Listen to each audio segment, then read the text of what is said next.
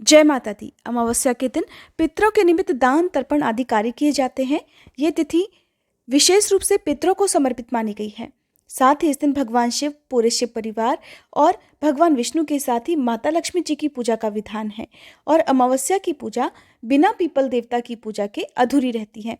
इसलिए इस दिन पीपल के वृक्ष की पूजा करके पीपल के वृक्ष की जड़ में मीठा जल भी अर्पित करके एक दीपक जरूर जलाना चाहिए। इस बार विशाख अमावस्या के दिन ही साल का पहला सूर्य ग्रहण भी लगने जा रहा है। ऐसे में आज की इस वीडियो में आप जानेंगे कि अमावस्या का व्रत आप रख सकते हैं या नहीं। अगर रखना चाहते हैं तो किस दिन आपको रखना सही रहेगा। अमावस्या का स्नान दान किस दिन किया जाएगा। कौन से ऐसे काम हैं जो इस दिन भूले से भी आपको नहीं करने हैं, क्योंकि सूर्य ग्रहण भी इस दिन लग रहा है। तो ऐसे में क्या क्या सावधानियां आज के दिन आपको बरतनी है, किस समय पितरों के निमित्त कार्य आप कर सकते हैं, ये सारी बातें बताने से पहले मैं आप सभी को बता दूं कि हमारे इसी चैनल पर हर दिन सुबह 5 से 6 बजे के बीच में विशाख मास महात्म्य की कथाएं भी सुनाई जा रही हैं। बहुत ही रोचक और पौराणिक कथाएं हैं। अगर आपको ये कथाएं सुनना पसंद हो तो हमारे चैनल को सब्सक्राइब करके आप हर दिन इन कथाओं का रसपान कर सकते हैं। विशाख अमावस्या के दिन सुबह देर तक नहीं सोना चाहिए। यदि हो सके तो ब्रह्म मुहूर्त में ही उठकर स्नान आदि से निवृत्त हो जाना चाहिए। और अमावस्या के दिन पवित्र नदियों के जल से स्नान करना या गंगा जल से स्नान करना अति पुण्यदायिनी कहा गया है।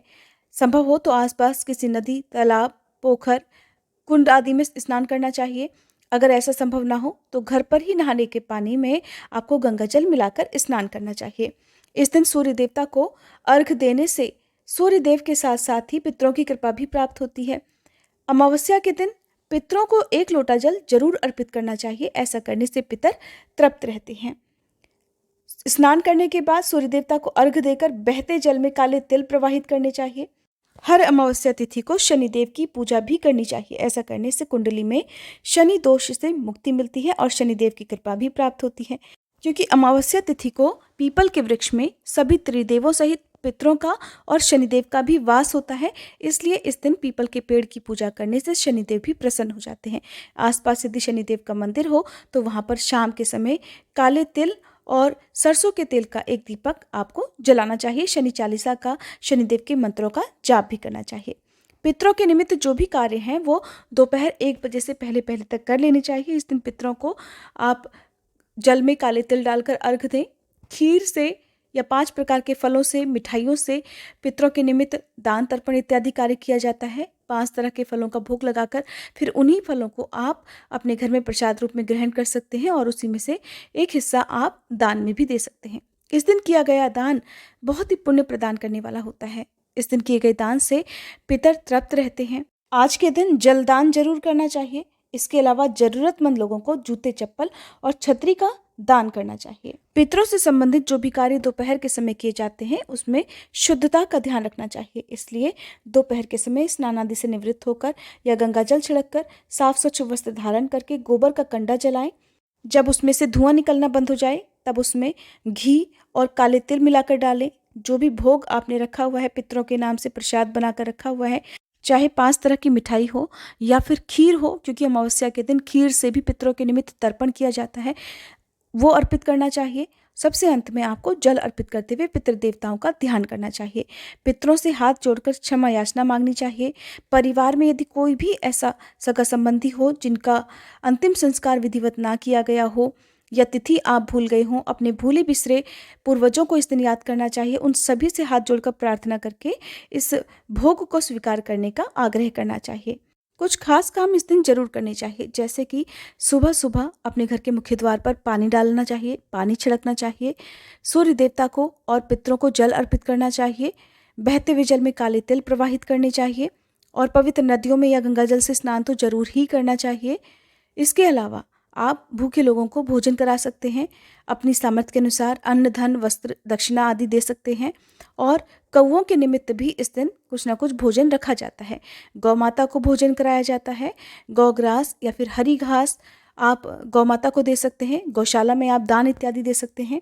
हो सके तो प्याऊ लगवाएं या फिर शरबत का दान भी इस दिन आप कर सकते हैं। अमावस्या के दिन सुबह और शाम तुलसी जी की पूजा करनी चाहिए। सुबह को तुलसी जी में जल अर्पित करके फिर शाम को सूर्यास्त के बाद तुलसी जी के पौधे में दीपक जलाना चाहिए और 3 बार परिक्रमा करनी चाहिए। शाम के बाद तुलसी जी को स्पर्श नहीं किया जाता है, ये बात आपको ध्यान में रखनी है। अमावस्या के दिन ही माता लक्ष्मी जी का भी ध्यान करना चाहिए और शाम की पूजा करने के बाद एक दीपक पितरों के नाम से दक्षिण दिशा की तरफ मुंह करके जलाना चाहिए और पितरों से क्षमा याचना करनी चाहिए, क्योंकि जिस घर के पितरों की पूजा नहीं होती है उस घर में सदा पितृदोष बना रहता है, घर में कलह क्लेश रहता है और अशांति रहती है। घर के किसी भी सदस्य का कोई भी काम नहीं बनता है, आए दिन कोई ना कोई बीमारी, कोई ना कोई दुर्घटना आदि लगी रहती है। इन्हीं सब से बचने के लिए और पितरों को प्रसन्न रखने के लिए खास तौर पर अमावस्या के दिन पूजा की जाती है। वैसे आने वाली अक्षय तृतीया के दिन भी आप पितरों के निमित्त जो कुछ भी कार्य करते हैं उससे पितर बहुत जल्दी प्रसन्न हो जाते हैं। उस दिन किया गया दान सीधे पितरों को प्राप्त होता है और यदि पितर किसी कष्ट में हो, नरक में हो, तो उन्हें उससे भी मोक्ष मिल जाता है, मुक्ति मिल जाती है। आज के दिन कुछ खास सावधानियां भी बरतनी चाहिए, जैसे कि इस दिन शाम के बाद घर में अंधेरा ना रखें और दिन में यदि कोई भी याचक आपके घर पर आए तो उसे खाली हाथ ना लौटने दें। कुछ ना कुछ दान की वस्तु आप दान में जरूर दें। इस दिन घर के सदस्यों को नाखून, बाल इत्यादि नहीं काटने चाहिए। घर में साफ सफाई रहनी चाहिए। शुद्ध सात्विक भोजन ही बनना चाहिए। किसी प्रकार का मांसाहार या लहसुन प्याज का सेवन इस दिन परिवार के सदस्यों को नहीं करना चाहिए, खास तौर पर ऐसे लोगों को जिनके घर में बड़ा भारी पितृदोष है। बहते जल में यदि संभव हो तो दीपदान करें। दीपदान आप सुबह या शाम कभी भी कर सकते हैं। अगर जल में दीपदान करना संभव ना हो तो अपने घर में भी आप दीपदान कर सकते हैं। इस दिन कौओं के लिए आप भोजन का एक हिस्सा जरूर रखें, क्योंकि वैशाख अमावस्या का व्रत पितरों को शांत करने के लिए किया जाता है और हमारे हिंदू धर्म में ऐसी मान्यता है कि इस दिन कौवे के रूप में पूर्वज हमारे घर आते हैं। इसीलिए कौवों के लिए छत पर दाना पानी या भोजन और पानी रखने की सलाह दी जाती है। इस बार साल 2023 में वैशाख अमावस्या 2 दिन पड़ रही है। ऐसे में 19 अप्रैल बुधवार को अमावस्या का व्रत रखा जाएगा और 20 अप्रैल गुरुवार को स्नान दान किया जाएगा। साल का पहला सूर्य ग्रहण, जो कि आंशिक सूर्य ग्रहण होगा, वो भी 20 अप्रैल गुरुवार को लगेगा। ऐसे में आप 19 अप्रैल को व्रत रख सकते हैं और दान भी आप चाहें तो इसी दिन दे सकते हैं, लेकिन जब ग्रहण पड़ता हो तब उस दिन किए गए दान की तुलना किसी से भी नहीं की जा सकती, इसलिए इस दिन भी दान करना चाहिए।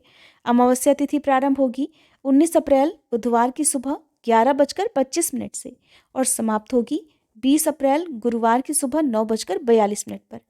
अमावस्या के दिन पीपल के पेड़ की पूजा, पितरों की पूजा करनी चाहिए। दोपहर के समय पितरों के निमित्त दान, तर्पण इत्यादि कार्य करनी चाहिए। छत पर कौवों के लिए, चिड़ियों के लिए दाना पानी, गाय को भोजन, हरा चारा या गुड़ और रोटी खिलानी चाहिए। काले कुत्ते को रोटी खिलानी चाहिए। मछलियों को आटे की गोलियां, चींटियों के लिए आटा शक्कर मिलाकर डालना चाहिए।